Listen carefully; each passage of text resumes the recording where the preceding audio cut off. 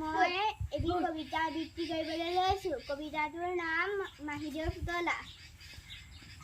আমাৰ ওচৰতে মাহীদেউৰ ঘৰ, মাহীদেউৰ পুতলাটোৰ হ'ল এদিন জ্বৰ, জ্বৰ জ্বৰ পানী লগা জ্বৰ, ডাক্তৰ ডাক্তৰ মাহীদেউৱে ক'লে ডাক্তৰ আনিবলৈ দাদালৈ দিলে।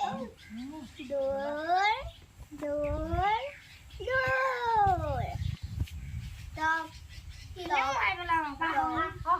দুৱাৰত ডাক্তৰে কৰে টক টক, পুতলাই ভয় খাই কপে থপ থপ, ভয় নাই ডাক্তৰে ক'লে লাহেকৈ পুতলাক বেজী এটা দিলে। দৰৱ খালে, গাখীৰ খালে, জ্বৰ ভাল হ'ল, হাঁহি হাঁহি পুতলাই খেলিবলৈ। বঢ়িয়া হৈছে।